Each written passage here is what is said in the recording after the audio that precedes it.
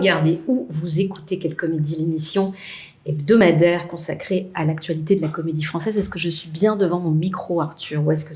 Voilà, il me fait ça. Voilà, Arthur Lenoir est avec moi ce soir, comme toutes les semaines, assisté d'Andrea Villechange. Il filme et répond à vos commentaires en direct. N'hésitez pas à lui écrire. Ce soir, une émission particulière, puisque cette semaine, il ne sera pas question de la programmation de la saison, mais des relations riches, fructueuses qu'entretient la comédie française avec ce qu'on appelle la jeunesse. Je rappelle que ce grand théâtre, je vous regarde parce que vous faites partie de la jeunesse, ce grand théâtre qu'est la comédie française est sous tutelle de 2 ministères, la culture et l'éducation, et que la comédie française porte une mission éducative qui représente une part importante de son activité, importante dans le temps et l'énergie et les moyens qui sont donnés, mais importante aussi d'un point de vue intellectuel. C'est une part réellement présente dans la mission de celles et ceux qui dirigent cette institution. Bonsoir Marine Jubin. Bonsoir Béline. Merci d'être avec nous ce soir. Vous êtes une habituée désormais de ce plateau. Vous êtes la personne en charge de ce projet éducatif dont nous allons parler ce soir. Et vous êtes accompagnée de Julie Marty. Bonsoir. Bonsoir. Et de Victor Gonzalez. Bonsoir. Alors Julie, vous êtes étudiante en master de lettres modernes. Vous travaillez sur Marivaux et Beaumarchais. Voilà, vous êtes une fidèle du programme de l'université théâtrale, on en reparlera tout à l'heure, et vous avez intégré en septembre 2021 le bureau des jeunes lecteurs et auteurs, ce bureau qui existe depuis 2018 et que vous dirigez, Marine. Que je dirige alors avec le service éducatif, je pense avec Adèle Castelin, qui travaille à mes côtés au service éducatif, et c'est un bureau des jeunes lecteurs qui est présidé par Laurent Mulaisen, qui est le conseiller littéraire de la Comédie Française, et par Séverine Daucourt, qui est poète et qui est membre du comité de lecture de la Comédie Française. Donc c'est vraiment eux deux qui pilotent, qui animent ce projet. Victor Gonzalez, bonsoir. Bonsoir. Alors vous êtes étudiant en 4e année. C'est ça. À l'École nationale des arts décoratifs de Paris, vous êtes plutôt plasticien. Ouais. On en a discuté juste avant. C'est-à-dire que vous faites de la peinture, de la sculpture, de la vidéo et de la photo. C'est ça. Pour résumer, c'est bien. C'est bien, ouais. C'est pas mal. Dans le cadre d'un partenariat entre votre école, qui est juste à côté, l'École nationale des arts décoratifs de Paris, et la Comédie Française l'an dernier, vous avez travaillé sur les métiers cachés de la comédie française. On y reviendra très bientôt. Voilà, et on va voir le résultat de ce partenariat, puis vous allez nous raconter ce qui va se passer ensuite. Marine, donc vous dirigez le service éducatif. Première question pour vous, Marine, pour vous détendre un peu. On commence par Marine, qui est habituée, rompue à l'exercice. Donc Marine, vous êtes la courroie de transmission entre le ministère de l'Éducation nationale et la Comédie Française. Votre rôle, vous m'arrêtez si je me trompe, est d'établir un lien entre les scolaires de la primaire à l'université ou les grandes écoles et le théâtre. Pour cela, vous vous appuyez sur la troupe, vous êtes déjà venu ici avec des comédiens avec lesquels vous travaillez, et puis vous activez donc des projets créatifs qui convoquent les regards neufs, différents des jeunes étudiants sur cette institution pluriséculaire. Quels sont les enjeux, Marine, et je dirais pas les difficultés, les challenges de votre mission, concrètement? L'enjeu, je dirais que c'est de faire venir des jeunes qui, naturellement ou socialement ou géographiquement, ne viendraient pas à la Comédie Française. Je crois que c'est mon premier enjeu. C'est donc de faire exister la Comédie Française auprès de jeunes qui ne connaîtraient pas la Comédie Française, qui ne se sentiraient peut-être pas légitimes pour un jour assister à un spectacle. On parle de légitimité. Est-ce qu'on peut parler aussi d'intérêt? Est-ce qu'il y a des jeunes gens qui peut-être ont accès à la Comédie Française, qui la connaissent et que ça n'intéresse pas? Moi, j'y crois pas. Moi, je crois qu'on est... Vous n'avez jamais rencontré? Si, sans doute, mais je crois que tout être humain est sensible à la beauté, à l'art, quel qu'il soit. J'y crois fondamentalement parce que ça relève d'un choc esthétique. Donc, encore faut-il faire la démarche. Je pense qu'une fois qu'on y est, je suis d'accord avec vous, difficile de résister à ce qui se passe ici. Ma question, je vous embête un peu, mais est-ce qu'il y a quand même une part de la jeunesse en 2022 qui a accès à YouTube, qui est la chaîne sur laquelle nous sommes diffusés, qui a accès à des plateformes de streaming, qui a accès à beaucoup de choses, mais que peut-être le théâtre, l'art vivant, qu'est le théâtre, et a fortiori dans une institution où il y a un répertoire avec des textes classiques, peut-être que ça les intéresse moins. Peut-être que ça leur fait un peu peur. Peut-être que ça les... Oui, c'est pour ça que je parle de légitimité. Ce qui est génial avec le théâtre, c'est que chez les jeunes, c'est des sorties scolaires. Et donc, il y a les copains. Il y a le fait que c'est une sortie qui est en dehors d'un cadre scolaire ou d'un cadre familial. Souvent, on va manger, on prend un pique-nique, on va, je vais pas citer de marque, mais dans un fast-food du coin. Enfin, il y a un côté très festif dans la sortie au théâtre. On est sans les parents, les profs sont souvent éloignés. Il peut s'y passer plein de choses. Et je crois que le spectacle n'intéressera peut-être pas tous les élèves d'une même classe, mais en revanche, je suis sûre que la sortie, elle restera un temps fort dans l'imaginaire des enfants, des jeunes. Et quand je parle de légitimité, je crois vraiment que même petit, on peut se sentir exclu. Parce que les dorures c'est impressionnant, parce que un tapis rouge. Moi j'ai une anecdote. Quand je suis arrivée à la Comédie Française, j'ai organisé une sortie avec des enfants et les enfants ils ont marché de chaque côté d'un tapis rouge. Voilà. Et j'y pense souvent à cette anecdote parce que oui le beau c'est impressionnant etc. Mais une fois que la salle est noire, on peut s'en sentir vite exclu. Donc, quand je parle de légitimité, je crois que c'est surtout à ce niveau-là que ça se pose. Et tout le travail, il est d'œuvrer à ce niveau-là. Et est-ce qu'il y a des blocages, des nœuds, des difficultés? Est-ce que ce sont toujours les mêmes? Est-ce qu'il faut prendre son bâton de pèlerin, aller convaincre, je sais pas, vos camarades, les enseignants? Les premiers convaincus sont les enseignants. Vraiment, il y aurait pas de théâtre sans les enseignants. Et d'ailleurs, c'est très lié en France, la question de l'enseignement et du théâtre. Donc vraiment mes plus fidèles alliés c'est le monde enseignant. Après les difficultés c'est en temps de pandémie les interdictions qui se font dans certains établissements et pas d'autres. Donc une inégalité au niveau du territoire. C'est évidemment la question de l'argent, notamment au niveau du transport. Mais finalement, il n'y a pas vraiment à être à porter la bonne parole. C'est pas du tout l'enjeu parce que les enseignants sont tellement sur le terrain et savent que à quel point la sortie au théâtre fédère une classe. Permet à des jeunes qui sont plutôt discrets que d'un seul coup d'avoir un vrai choc, de rencontrer éventuellement l'art ou le beau. Il y a cet aspect vivant qui va à l'encontre des pratiques numériques que les enfants ont beaucoup et réactive, je crois, un imaginaire qui sommeille parfois, mais en même temps qui est très présent. Donc je dirais que c'est pas si difficile, surtout dans une maison comme la Comédie Française, qui est une maison patrimoniale avec des textes classiques et contemporains. Vous avez fait des sorties, c'est pas si loin les sorties théâtre avec l'école. Vous étiez à Paris, vous n'étiez pas à Paris? Alors moi, j'étais pas du tout à Paris. Moi, je viens d'une région du sud de la France qui s'appelle le Lot, qui est très beau d'ailleurs. Et les sorties théâtre, on en avait très peu parce qu'on n'avait pas de théâtre à proprement parler. Moi, j'ai un souvenir très marquant quand j'avais 8 ans.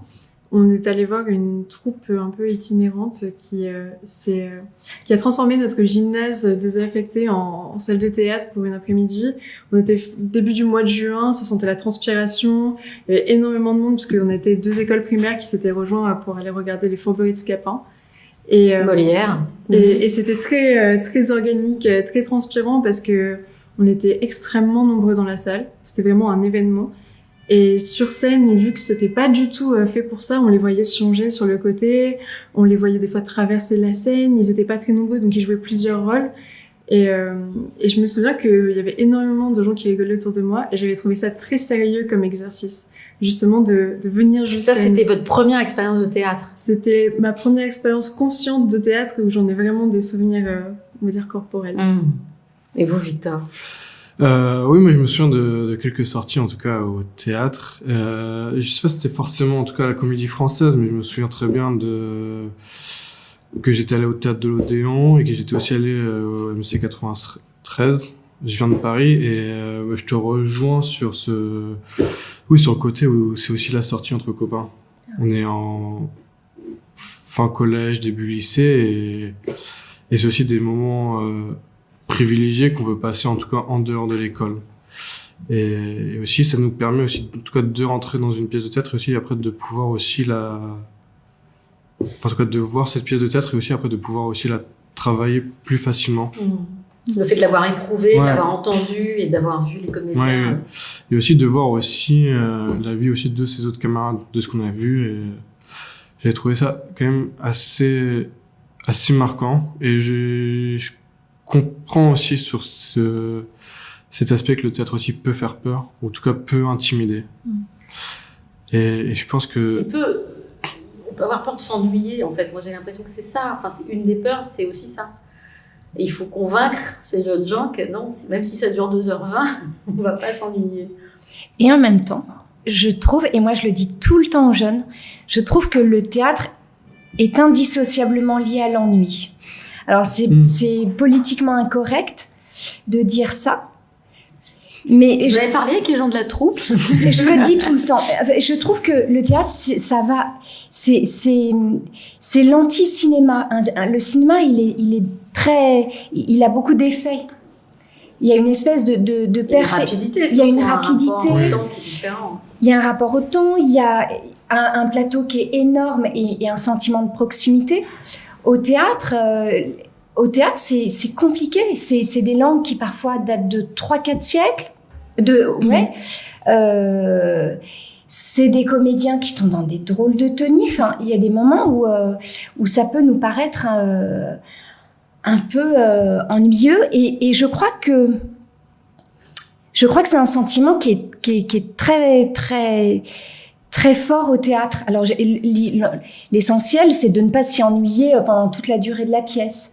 Mais c'est comme la lecture. Pénac disait on a le droit de fermer un livre, on a le droit de sauter les descriptions. Je suis assez d'accord, on est libre. Et le spectateur, son moment de liberté, c'est par l'ennui ou c'est par un recul qui prendrait. Et je trouve que il faut désinhiber les jeunes aussi. Enfin, je ne sais pas ce que vous en pensez par rapport à ça. Peut-être pas par rapport à l'ennui, mais moi j'ai beaucoup remarqué avec mes camarades qui allaient au théâtre, c'était la peur de ne pas comprendre, de pas avoir les clés ou les armes pour comprendre tout ce qui se passait. Moi, ça m'a jamais vraiment dérangée parce que même quand je comprenais pas, c'était quand même quelque chose qui se passait, qui était vivant, qui me semblait intéressant. Et il y a même encore des fois, alors que je suis un peu plus grande, que j'étudie au théâtre, où je comprends pas, mais j'aime quand même parce qu'il y a aussi l'idée de se dire que ça se trouve, je suis pas la seule à pas comprendre et qu'on est 200, on pige rien, mais on adore ce qui est en train de se passer. Et je trouve que ce serait bien aussi de pouvoir dire aux jeunes que c'est pas grave s'ils comprennent pas le théâtre ou qu'ils comprennent pas de suite et que peut-être plus tard, ils comprendront des détails ou des choses qui se sont passées, mais que ce soit plus, moins une expérience intellectuelle et plus une expérience émotionnelle. Vous avez parlé tout à l'heure, Marine, de ce bureau des jeunes lecteurs auteurs dont vous faites partie, Julie. La vocation de ce bureau, donc, qui est piloté par Laurent Mulaisen et Séverine Daucourt, c'est la nature de son activité, la finalité de son activité, c'est quoi? Peut-être Julie, vous voulez me dire, puisque vous en faites partie. C'est assez complexe à dire parce que nous, du coup, on est la première année depuis quelques temps où on est en présentiel puisque ça a été touché par la pandémie. Donc je pense qu'on est en train de réévaluer et réajuster aussi ce qu'on va produire à la fin, puisque si j'ai bien compris, les années précédentes, c'était plus une restitution en ligne qui était quand même bloquée par la barrière du visuel, enfin de l'audiovisuel. Donc je sais pas exactement ce qu'on va en faire, mais en tout cas le but c'est du partage autour du théâtre. On fait de la dramaturgie, on fait de l'écriture, on a des cours de jeu aussi. Et c'est un peu, moi si je devrais le définir, je dirais que c'est un peu une croisée, un croisement de regards, d'activités liées avec le théâtre, de profils aussi, parce qu'on est très différents tous. C'est un atelier? Et je dirais Aidez-moi à le définir. Alors moi, pour Pas le mettre dans rebondir une boîte. sur les propos de Julie, je dirais que c'est un laboratoire. L'idée, c'était de travailler à la croisée de l'atelier et du laboratoire pour donner un lieu d'expression à des jeunes qui en ressentaient le besoin. Sur le théâtre. Pas que. Sur la vie, Sur- sur un peu vous. Julie, tu dirais ça? On est reliés par le théâtre, mais vu qu'on arrive tous avec nos histoires personnelles, nos activités en dehors, on n'est pas tous dans un cursus universitaire, on fait plein de choses, c'est plutôt vraiment un laboratoire, Vous êtes un combien, centre d'expérimentation. Alors, il me semble qu'on est 12, mais je suis pas sûre. Je crois qu'on est entre 12 et 14. J'ai pas en tête tout le monde. Et on est vraiment tous très différents. C'est assez agréable d'ailleurs. Et donc chacun vient avec sa curiosité, un bout de projet, une intention Même- différente en fonction Même des pas parcours forcément un et- projet. Je pense que tout le monde vient avec sa bonne volonté déjà, avec sa plume parce qu'on écrit beaucoup et on échange beaucoup. Et Vous écrivez avec des son textes de regard. théâtre ou vous écrivez des textes tout On court écrit des textes. Des fois, ça part sur du théâtre. Des fois, ça parle de théâtre, mais ce n'est pas du théâtre. Des fois, c'est de la poésie, puisque Séverine est quand même poète. Mais c'est surtout, en fait, essayer de trouver sa voix. Elle nous dit tout le temps ça, Séverine. Essayez de trouver votre voix et de la faire Votre continuer dans voix, le temps. VOIX. VOIX, VOIE, on sait pas trop. Mais l'idée, c'est ça, c'est de faire converger différents regards, différentes voix et de voir ce qu'on peut essayer de faire en reliant notre passion pour le théâtre, en parlant de théâtre ou en parlant de nous. Et je pense que c'est ça, oui, c'est un peu un laboratoire d'expérience, une espèce d'émulation intellectuelle, émotionnelle et physique sur le lieu de la Comédie Française, mais aussi le lieu du théâtre en règle générale, que ce soit un lieu, une petite salle de campagne ou le lieu qu'on se crée dans notre tête quand on lit, quoi. Et l'idée aussi, c'était de faire lire. Mm. C'était de demander à des jeunes de faire le pari de lier écriture et lecture. Mm. Et donc, Laurent Mühlhausen leur donne une fois tous les 1 mois et demi, en gros, 2 grands textes. Un texte classique, un texte De répertoire Ouais. Ouais. et l'autre très contemporain, qui a été écrit dans les 5 dernières années. Français, francophone versus étranger, traduit. Et l'idée, c'est aussi de montrer à... Peut-être, Julie, tu peux mieux en parler, mais de vous faire lire, de vous plonger quand même. Oui, je pense qu'il y a la volonté de la part de Laurent de nous faire lire, mais aussi de nous pousser en dehors de notre zone de confort littéraire, on va dire. Parce qu'il y a aussi beaucoup de gens qui lisent pas forcément de théâtre. C'est un peu un genre ingrat, le théâtre à la lecture, c'est pas quelque chose qu'on lit forcément. Et donc là, non seulement on doit lire du théâtre, mais en plus on doit le lire en dehors de nos frontières. On a lu moi j'ai lu De des vos textes. frontières, c'est-à-dire de vos goûts personnels, De nos goûts ce à quoi personnels, vous de êtes- ce à quoi on a été confronté. Ouais. Je pense que moi, par exemple, de moi-même, j'aurais peut-être jamais lu Copie. On a lu Copie il y a pas très très longtemps. Et oui, de nous pousser vraiment à découvrir quelque chose et à réfléchir à notre lecture. Que ce soit pas juste quelque chose comme ça qu'on passe une demi-heure à le faire, mais vraiment à le penser par rapport à la scène, le penser aussi par rapport aux autres, parce que j'ai remarqué, vu que nous on est un petit groupe quand même, que souvent on réfléchit à qui aurait pu aimer ça et comment les autres qui l'ont vécu, parce que on a l'habitude d'être ensemble. Mais je pense que oui, c'est ce dépassement qui est un peu volontaire, je pense, de la part de Laurent, et qui est assez intéressant pour nous. Même si des fois un peu douloureux sur certaines pièces. C'est-à-dire, quelle pièce? Bah, moi, du coup... Sur quelle pièce vous avez souffert, Julie? Alors moi, sur Copie, l'homosexuel et la difficulté de s'exprimer, j'ai souffert un petit peu. Mais je pense que c'est parce que c'est très loin de mes goûts personnels et de ce que j'étudie. En revanche, dès qu'on en a parlé à plusieurs, qu'on l'a mis en voix, ça a tout de suite été différent. Et c'est aussi très intéressant parce que je sais que moi, de moi-même, jamais je serais allée vers copie et que maintenant, ça m'intéresse. D'ailleurs, je vais le voir représenté dans pas très longtemps parce que ça a ouvert une porte un peu effrayante, mais ça a ouvert une porte, en tout cas, sur mon champ littéraire. Alors, Julie, vous êtes arrivée dans ce bureau des jeunes lecteurs et auteurs par le biais, je crois, de l'université théâtrale. C'est ça. C'est quoi l'université théâtrale qui veut répondre? Alors moi, avec mes mots pas hyper professionnels, je dirais que c'est un peu un cycle de conférences. Je l'avais pris comme ça. Je sais pas si c'était le but au début, où en fait on rencontre des acteurs du théâtre et notamment de la comédie française sur leurs différents corps de métier, sur comment ils sont reliés avec la comédie française. Il y a un temps d'échange et au début, il y a quand même un temps qui est plus universitaire, en tout cas académique, avec un retour rétrospectif de l'histoire, de son métier. Sorte de masterclass? Un peu. Je sais pas quel était le but au début, si je l'ai bien formulé. Si, c'est exactement ça. L'idée, c'est né en fait en 2021.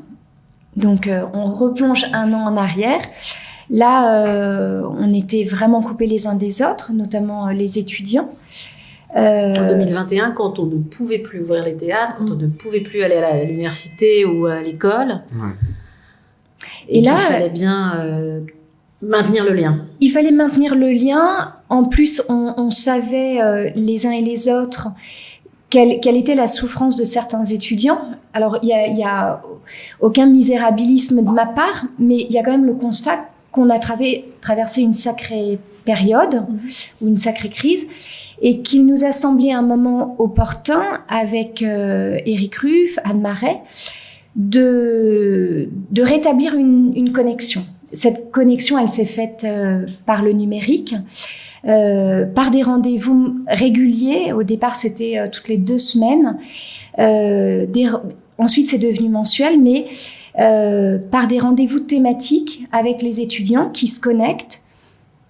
On invite des très belles personnalités du monde du théâtre, intérieures à cette maison, extérieures à cette maison.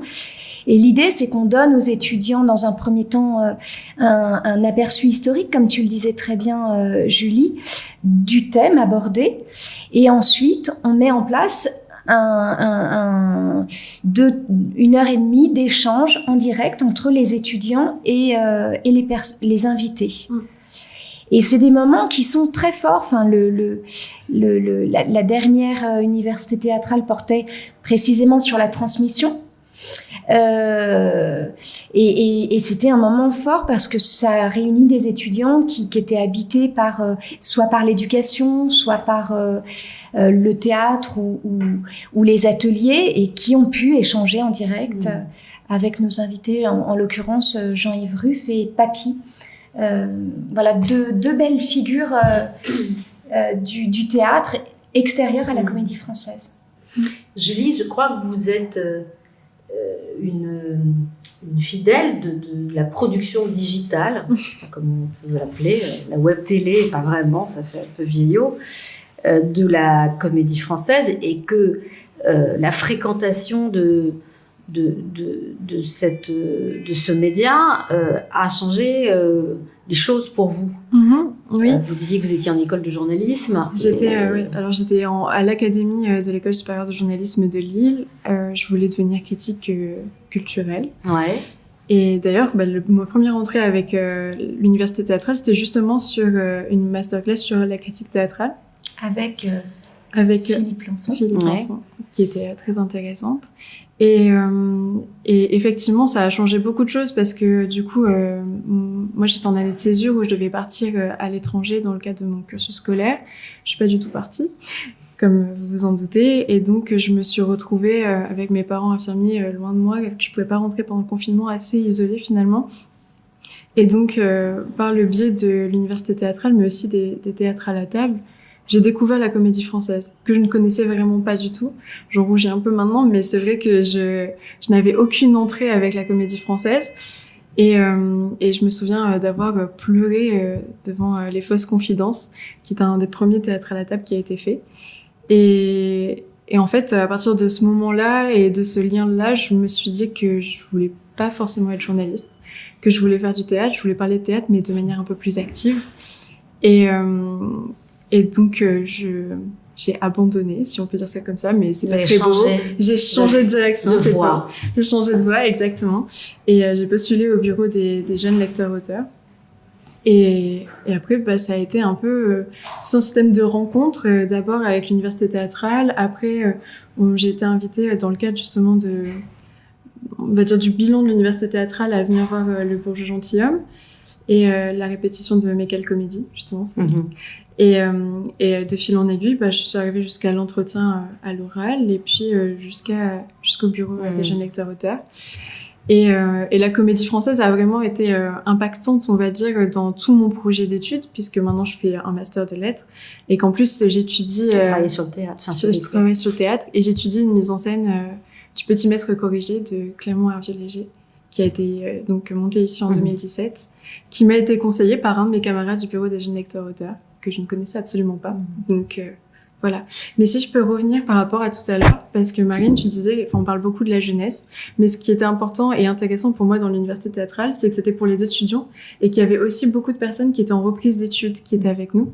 Et c'était vraiment intéressant d'ouvrir ce champ des études aussi, que ce soit pas limité seulement à la tranche 18-27 ans, quoi.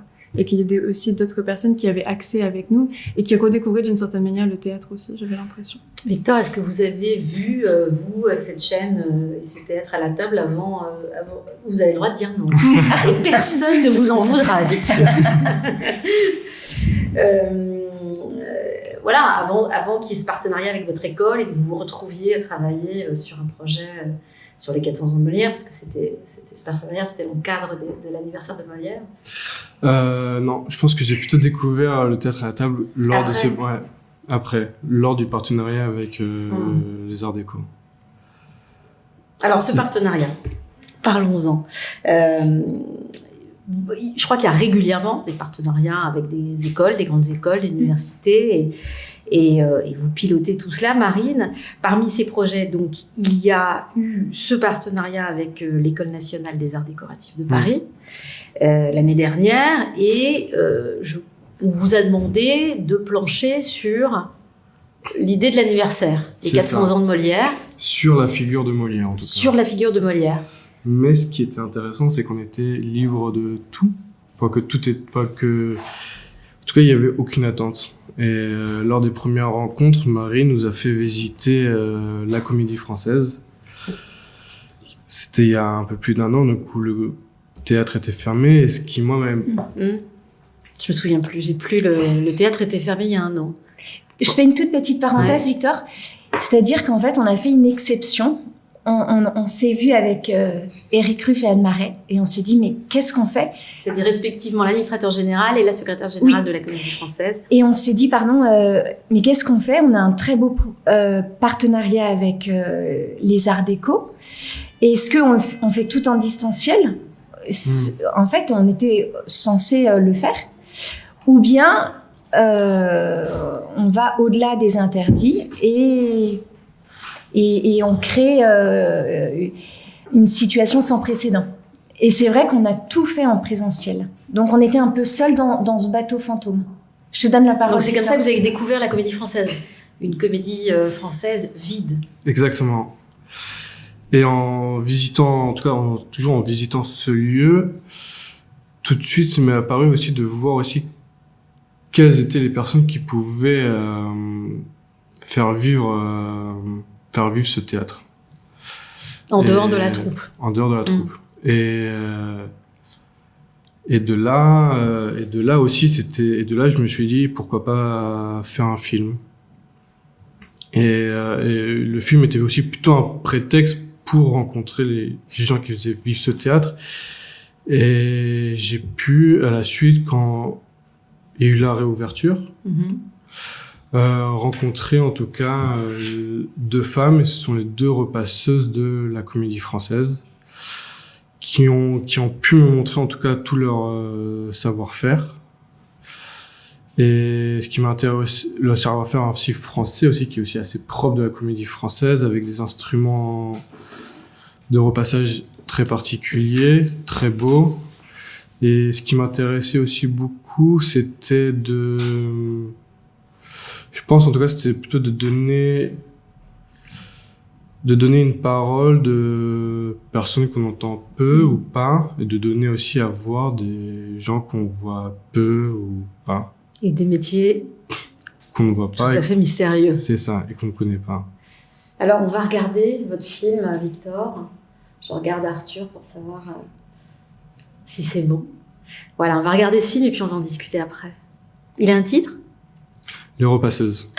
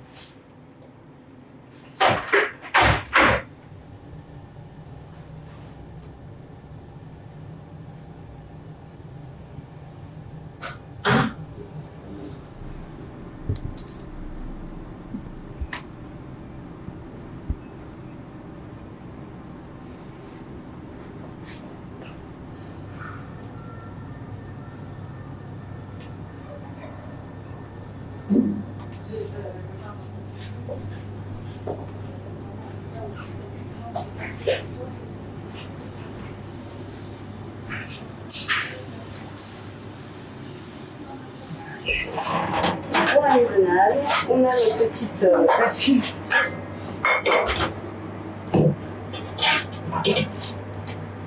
Voilà. Hop. Hop. Et là.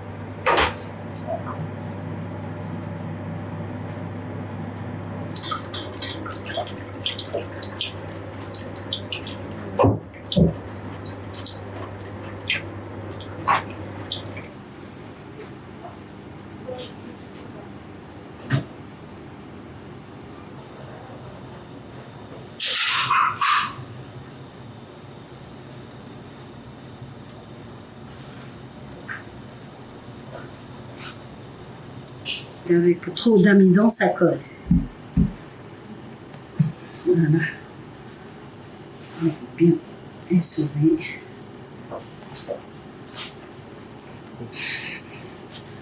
Oui.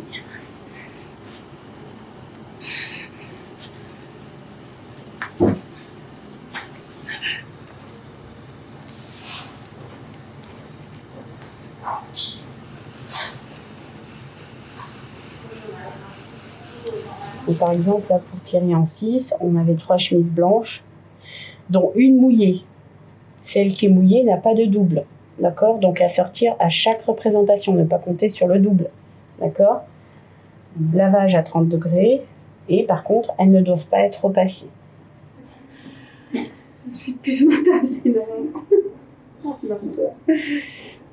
Ok.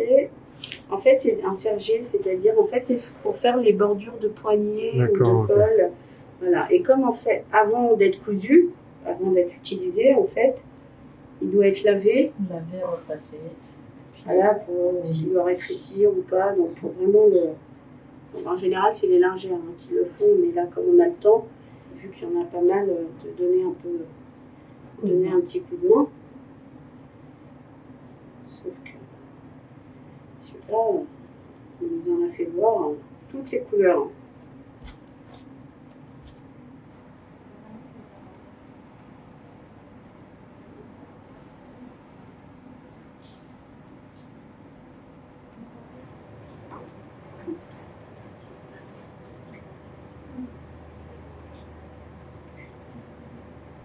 On ne peut pas se permettre de poser la fraise sur cette coque parce que sinon elle va jaunir. Donc là, il faut vraiment faire attention en fait. De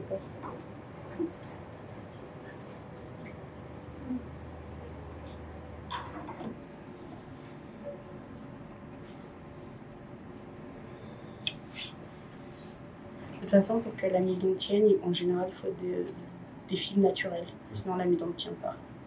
Voilà. Donc ça, c'est... On va remettre à sa place. Là, c'est des chemises marron avec des manches.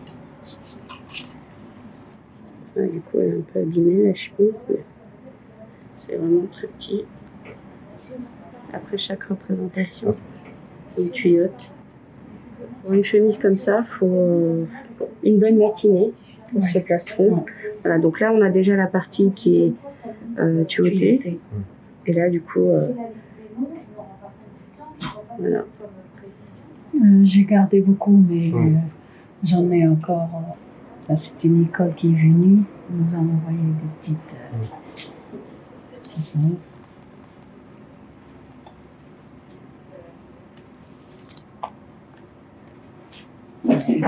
D'autres aussi.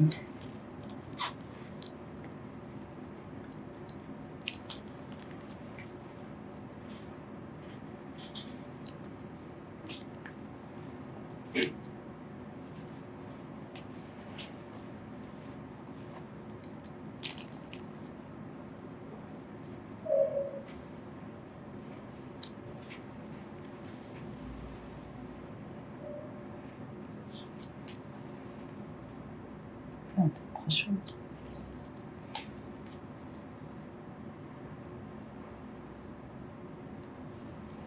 Voilà.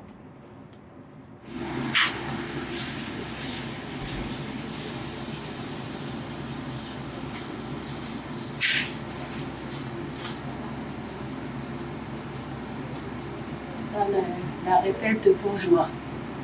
Le bourgeois. Ah, les t-shirts. Oui, t-shirt, c'est noir. Ah oui, c'était les t-shirts qu'on avait vus la semaine dernière. Et le t-shirt qu'il répète avec, on les lave. À chaque fois, on les lave. Mais ceux-ci, vous les repassez pas. Comment? Vous les repassez pas, là, les t-shirts. Non. Vous avez pu voir la répète du bourgeois? Comment? Vous avez vu la répète du bourgeois?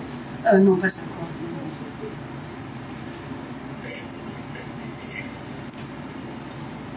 Ça va se jouer bientôt, non? Comment? Le bourgeois gentilhomme, il va se jouer bientôt. À bientôt, oui. Ouais. Ils sont en train de préparer le jeu. Ils sont en train de faire les fraises et tout.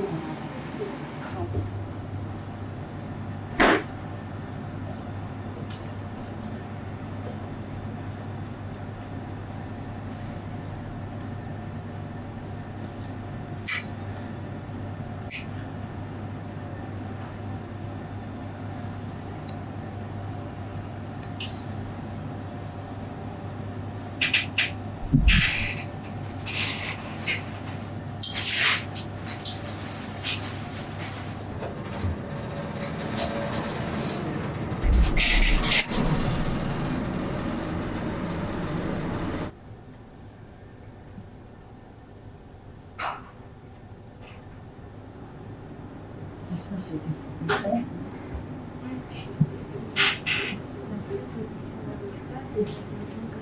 Les genoux, d'accord.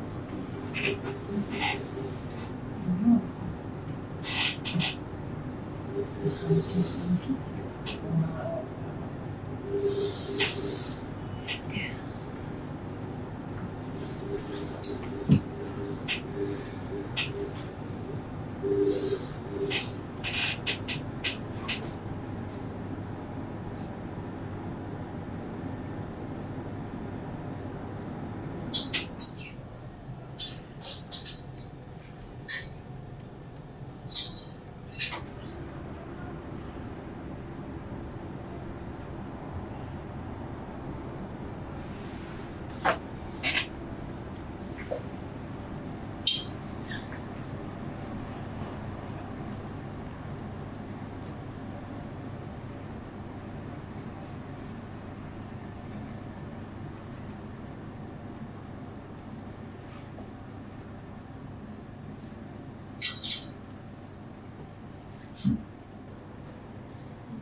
J'ai vu plusieurs fois le Maladie imaginaire.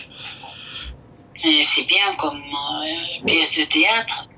Ça joue à la Comédie Française. Beaucoup de pièces de théâtre me plaisent. On a rentré la couturière, on a vu. Entre les années des ménages et les années de repassage, Comédie Française, oui, plus. Oh là là. Plus que 20 ans, plus. Ouais. Tous on se connaît, oui, c'est ça que j'aime. C'est un bonheur, franchement. Ouais.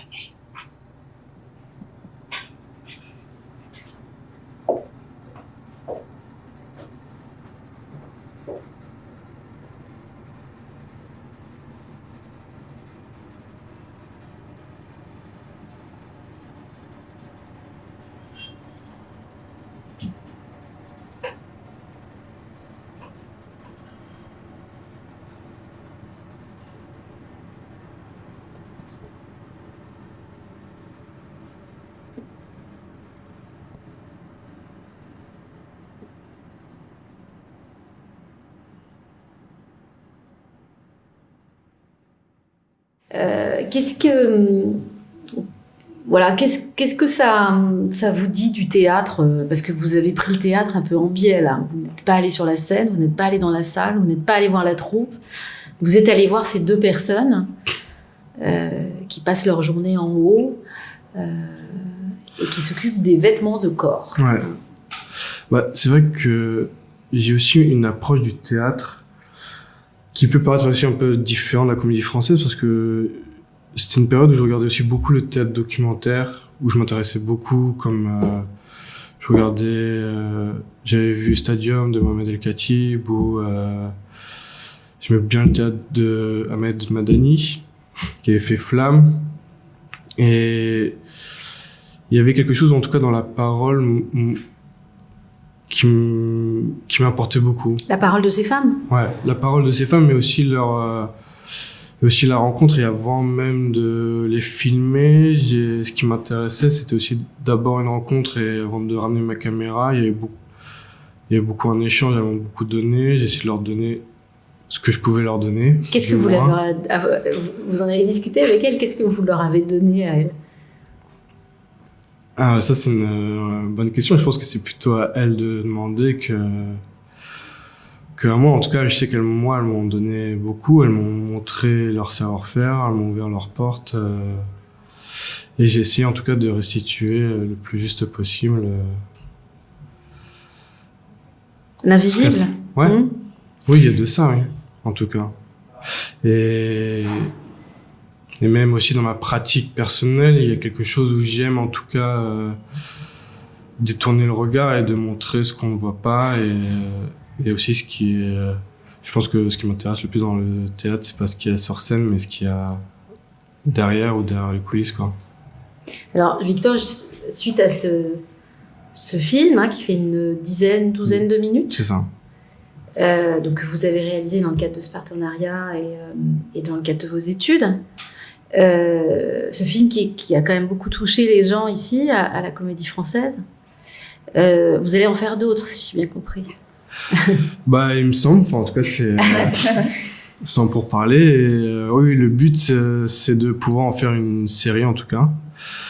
Et de rencontrer aussi d'autres métiers qu'on ne connaît pas, et aussi de montrer aussi une vie qu'il y a à la Comédie Française. Et la vie en dehors de la scène, en ouais. dehors de répétitions, en dehors de ce qu'on imagine être un théâtre, Exactement. c'est-à-dire une scène avec des comédiens et des techniciens derrière, quoi. C'est ça. Mais il n'y a pas que ça, ici. Voilà, c'est de montrer d'autres personnes et d'autres gens qui sont là aussi depuis des années. Je pense qu'il y a aussi beaucoup cette... Je me souviens qu'il y avait quelque chose où Eric Ruff avait dit,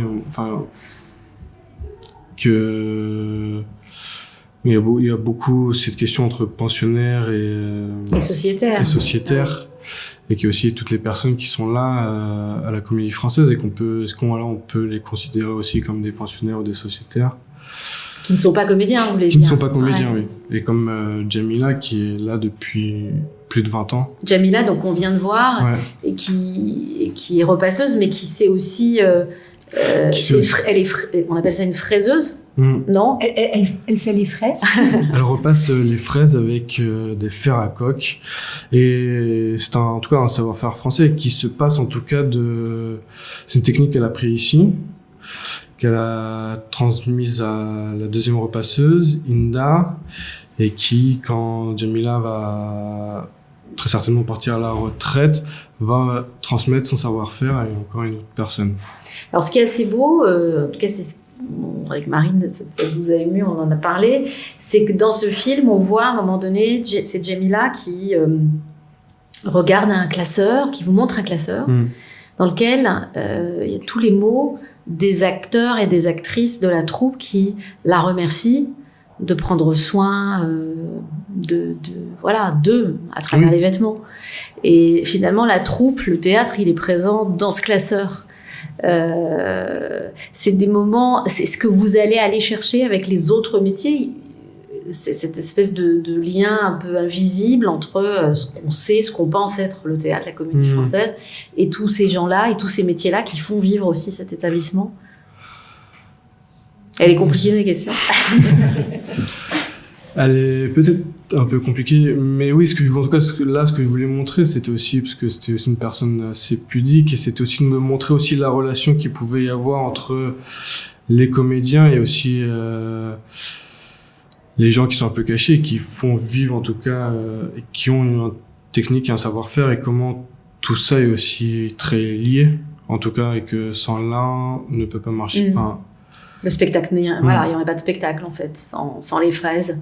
C'est ça. Et ces femmes qui s'occupent des vêtements. Et donc là, vous allez aller explorer quels autres métiers? Est-ce que vous savez déjà? Est-ce que vous avez une feuille de route? Alors oui, j'ai toujours des envies. La dernière fois qu'on s'était vus, on avait parlé des veilleurs de nuit. Ça, c'est quelque chose que j'aimerais faire. Peut-être des cuisinières, des costumières, pourquoi pas. Enfin, il y a encore tout un tas de métiers que j'ai envie de découvrir. Il y a combien de métiers à la Comédie Française? On dit qu'il y a 70 métiers représentés pour 400 personnes. Donc, il y a vraiment une pluralité, une diversité dans les métiers qui est impressionnante. C'est vraiment très, très beau. Et je rebondis un peu sur ce que tu dis, Victor. Pour faire le lien entre ce qu'on s'est dit et le thème de l'émission, je crois que c'est vrai, la Comédie Française est une maison de transmission. Tant au niveau du plateau, entre les comédiens qui se transmettent des codes de jeu à l'époque de l'emploi, quand il n'y avait pas vraiment des rôles, mais il y avait des emplois, alors on se transmettait les emplois de génération en génération. Une jeune première transmettait, âgée de 60 ans, à une plus jeune première les codes de jeu. Ça se faisait au plateau, bien sûr, cette transmission. Mais ça se fait également dans tous ces métiers qui relèvent d'un artisanat et qui encore aujourd'hui, en 2022, se transmettent de génération en génération. Alors, c'est vrai que c'est particulièrement visible au niveau des ateliers costumes parce qu'on est sur des techniques ancestrales avec un fer à tuyauter, avec une coque, mais dans tout un tas... Le perruquier, pour l'anniversaire de Molière, on avait reçu le perruquier en chef, voilà, le coiffeur, enfin voilà, mais qui s'occupe aussi des perruques. C'est un art tout à fait spécifique, il faut maîtriser l'exercice. Et c'est vrai qu'il y a cette éthique, cette pratique et cette éthique de la transmission dans cette maison, qui est très particulier, je crois. Et c'est vrai que c'est ce qu'a très bien vu, je crois, Victor, dans son documentaire, dans ton film. Voilà, ce rapport de l'un à l'autre, toujours cette liaison qui est opérée au sein d'un atelier, entre l'atelier et le plateau. Enfin, tout ça, tu le dis très bien tu le montres très bien, je crois. Ouais. Que répondre à cela, Victor? Ce travail que vous allez poursuivre, Victor, c'est un travail que vous qualifieriez de personnel ou c'est un travail d'étudiant? Il s'inscrit dans quelle dynamique pour vous? Non, un travail personnel. Alors, c'est vrai que ça a été fait dans un cadre scolaire, mais en tout cas, moi, quand je commence un travail, en tout cas surtout ce travail-là, tout de suite, je me suis sorti de cette question de travail scolaire, en tout cas. Et je pense, en étant dans une école d'art, il faut en tout cas pouvoir apporter quelque chose de soi. Et je pense que ça faisait un petit temps, en tout cas, que je voulais commencer à traiter ce sujet-là. Et la Comédie Française me l'a permis. Ce sujet-là, c'est-à-dire des invisibles Des invisibles, oui. En tout cas, ouais. Oui, de montrer, en tout cas, de montrer par le biais du film des personnes, un geste de gens qu'on connaît pas, ou en tout cas dont on connaît pas, en tout cas, leur pratique et leur travail. Et ça, c'est la part de vous dont vous Oui, parlez. c'est ça, ouais. Exactement. C'est ce qui vous anime là Ouais. Oui, c'est en ce tant qui qu'artiste. Oui, c'est ça ce qui m'anime, oui, en tant qu'étudiant artiste, c'est ce que je souhaite en tout cas poursuivre à la fin de ma scolarité. De pouvoir en tout cas continuer ce type de projet. Marine, j'ai apporté ce petit carnet qui est à mon fils, Georges, mais qui est vendu à la boutique et qui est une production de la Comédie Française avec un édito d'Éric Ruff à destination des enfants sur Molière et qui est donc extrêmement bien fait et qui a été réalisé par un de vos camarades rencontré au bureau des jeunes lecteurs aussi. Exactement. Ça s'appelle Alexandre Fabre-Test et qui est illustrateur, qui est auteur. Comment est-ce que vous le définiriez? Qui est l'artiste illustrateur qui a réalisé donc tous les collages de ce carnet.